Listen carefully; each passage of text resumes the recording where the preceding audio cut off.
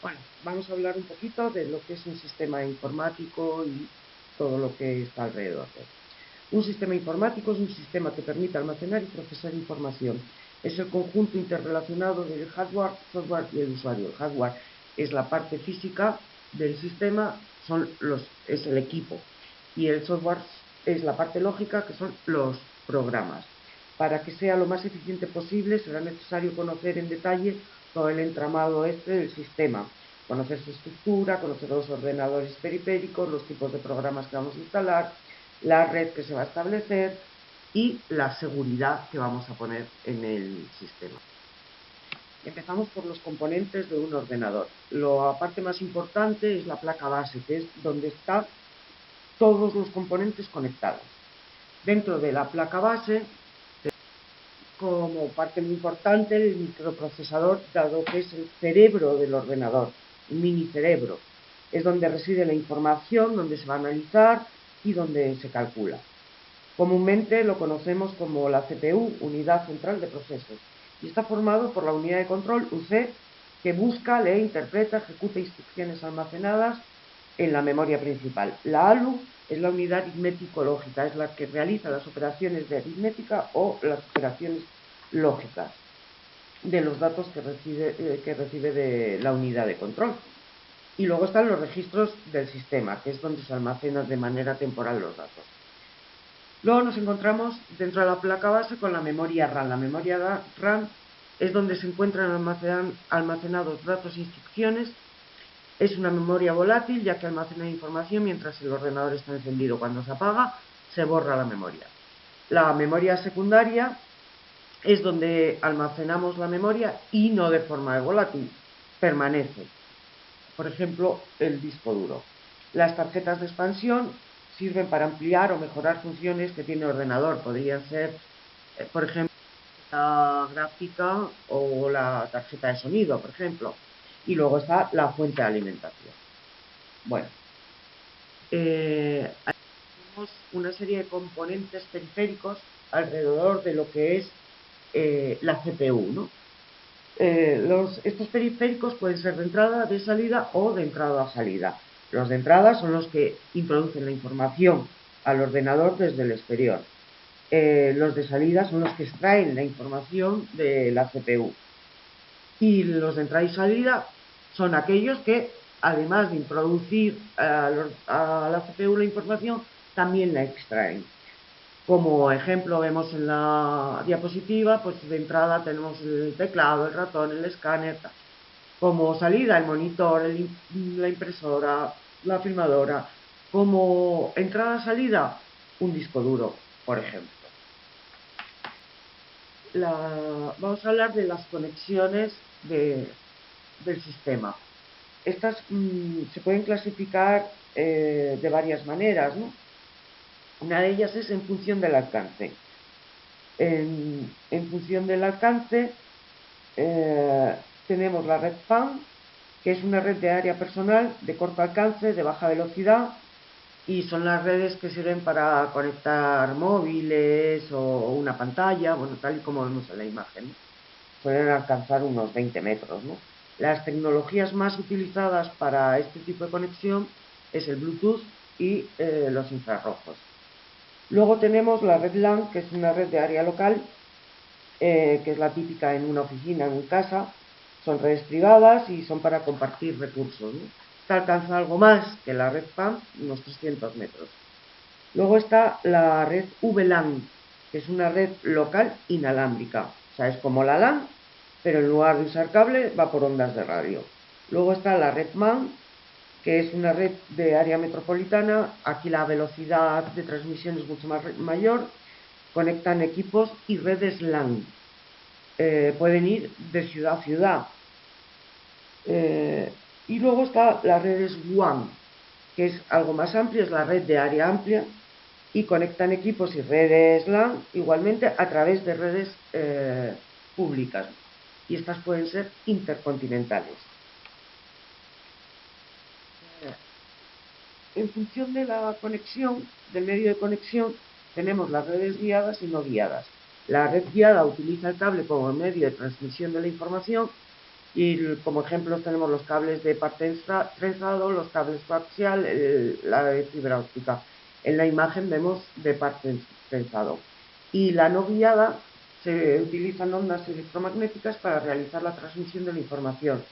Utiliza antenas direccionales o omnidireccionales, como la de la imagen, que es omnidireccional.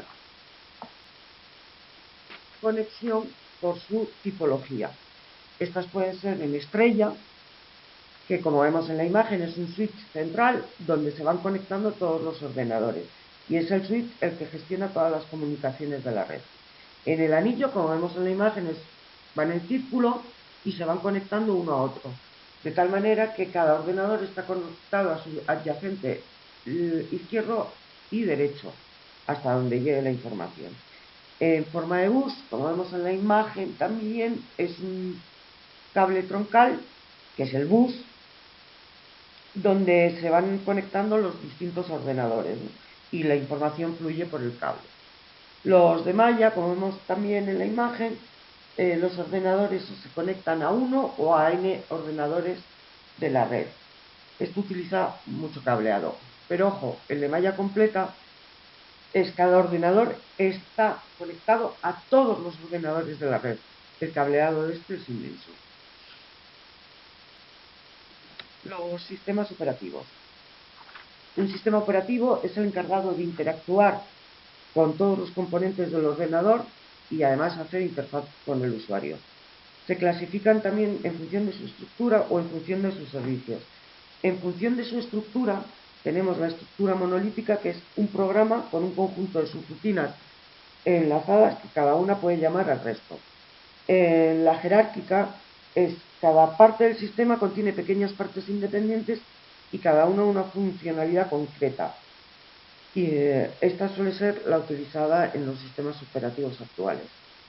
El de máquina virtual permite tener una máquina idéntica a la máquina real, permitiendo instalar diferentes sistemas operativos. Y el de cliente-servidor consiste en trasladar todo el código posible a capas superiores. En función de los servicios que dan, pues por número de usuarios tenemos el monousuario, que solo permite interaccionar a un solo usuario. El multiusuario permite la interacción con varios usuarios a través de diferentes terminales. Por el número de tareas que realiza, tenemos el de monotarea, que es una tarea por usuario, y la multitarea, más de una tarea a la vez por usuario. Y por número de procesos está uniproceso, que son capaces de utilizar un solo procesador, aunque tenga más procesadores en el equipo. Y el multiproceso, que son capaces de utilizar todos los procesadores que tenga el equipo. Los componentes de los sistemas operativos, como vemos en la imagen, está el núcleo, gestión de procesos. Bueno, vamos a ir hablando un poquito de cada uno porque el tiempo es limitado. El núcleo o kernel se encarga de ejercer el control del ordenador y de dar la asignación de recursos para cada proceso. La gestión de procesos se encarga de gestionar los procesos, es decir, de crearlos, reanudarlos, destruirlos, eliminarlos, pararlos. La gestión principal de la memoria principal, se encarga de saber las partes de la memoria que se están utilizando y quién las está utilizando. Se encarga de gestionar los procesos que se cargarán en memoria a medida que estos van siendo liberados. Y se encarga de asignar y reclamar memoria necesaria. La gestión de almacenamiento secundario se encarga de la planificación y gestión de los discos y de los datos. El sistema de entrada y salida se encarga de planificar y garantizar el acceso a los dispositivos de entrada y salida. El sistema de archivos se encarga de la gestión de los archivos y de los directorios, de crearlos, de tal. Y existen diferentes sistemas de archivos. Está el FAT32, que gestiona ficheros hasta 4 gigas. Luego está el NTFS, que gestiona ficheros hasta 16 terabytes, y luego está X3, que proporciona una integración de los datos en caso de apagado del ordenador. El sistema de protección se encarga de controlar el acceso de todos los programas y de todos los usuarios, y esto lo hace a partir de autorizaciones o no. y a partir de especificaciones de la seguridad establecida. Luego está el sistema de comunicación, que se encarga de controlar la transmisión y recepción de información. Luego está el gestor de recursos, que es el que se encarga de gestionar la CPU, la memoria principal, bueno, todo lo que hemos visto antes de los componentes del ordenador. Y luego están las interfaces de usuario. Como ejemplos de sistemas operativos, bueno, como vemos en la imagen, está el MS2, el OS2, el Windows, Unix, tal, el Linux, Mac, el sistema operativo y más. Las licencias. Las licencias pueden ser libres. Libre es una licencia sin coste y que además el código fuente está disponible para cualquier usuario que pueda modificar o cambiar o mejorar el software. Los semilibres es lo mismo, no tienen coste y tienen las mismas características. Lo que pasa que están más llevados a entidades educativas y sin ánimo de lucro, ¿no? Y usuarios individuales suelen ser grupos, ¿no?, que se crean para gestionar este software. Luego está el software gratuito, que este no tiene coste, pero no está el código fuente disponible, no se puede modificar. Luego está el de prueba, que el de prueba es sin coste y es por un tiempo, suele ser de un mes por regla general, y es para probarlo. Una vez que pasa la prueba, o lo dejas o pagas. Y luego el propietario es el de pago, el que pagas directamente. Con respecto a la instalación y desinstalación de sistemas operativos, bueno, esto es para la instalación, por regla general, el fabricante parte de unos requisitos. Tu ordenador tiene que cumplir una serie de requisitos. Te suelen dar un DVD para su instalación o te lo puedes descargar de su página web y es dar al ejecutable, que unas veces que suele venir comprimido, entonces se descomprime y das al ejecutable y la instalación es muy intuitiva y es ir siguiendo las instrucciones que te van dando. La desinstalación de los sistemas operativos pues es igual o más sencillo. Por regla general, en los sistemas operativos tienen una interfaz gráfica donde vas a ver los programas que tiene instalados y posicionándote sobre ellos puedes desinstalar o desinstalarlos. En cuanto a los gestores de arranque, bueno, pues son los programas que van incorporados dentro del sistema operativo, que son los que se encargan de ejecutarlo y de ordenar en la memoria, ¿no? Existen arranques externos, ¿no?, que no se abre directamente según enciendes el ordenador. Puedes elegir, porque puedes tener más de un sistema operativo, puedes elegir el sistema operativo, puedes modificarlo, eliminarlo, corregirlo. Bueno, estos gestores de arranque hay dos muy conocidos, que para Linux está el GRUB, el GNU Group, y para Windows está el EasyBCD. En cuanto a la creación y configuración de usuarios y grupos, bueno, los sistemas operativos suelen tener también una interfaz gráfica donde podemos hacer esto. En Linux además tenemos por comandos, que es yendo al terminal, y bueno, es dar de alta usuarios, crear usuarios utilizando una serie de comandos. Sería ahora un poco largo de contar y el tiempo es limitado, pero sí baste decir que los usuarios el tipo de usuarios que tiene, por ejemplo, Windows o Linux. En Windows tenemos el administrador, que es el encargado de todo el sistema, de todo, de crear, eliminar, modificar, o sea, tiene licencia para todo. El estándar es un usuario con privilegios limitados, no puede crear y modificar usuarios, ni hacer grupos, ni hacer configuraciones del sistema. Puede hacer uso de los programas instalados y de realizar algunas pequeñas modificaciones y cambios en el equipo, ¿no? El invitado ya está mucho más limitado y solo puede utilizar los programas que están instalados. No puede modificar absolutamente nada. En Linux tenemos el superusuario, que viene a ser algo más que el administrador, tiene todos los privilegios para controlar el equipo y es el encargado de crear, bueno, lo mismo que en Windows. Luego está el administrador, que puede administrar el sistema y ciertos privilegios que tiene el root, pero también los tiene limitados. Luego está el usuario de servicios, que es un usuario que utiliza para poder usar aplicaciones específicas, y está el estándar, que el estándar es un usuario con privilegios limitados y solo puede utilizar determinadas cosas.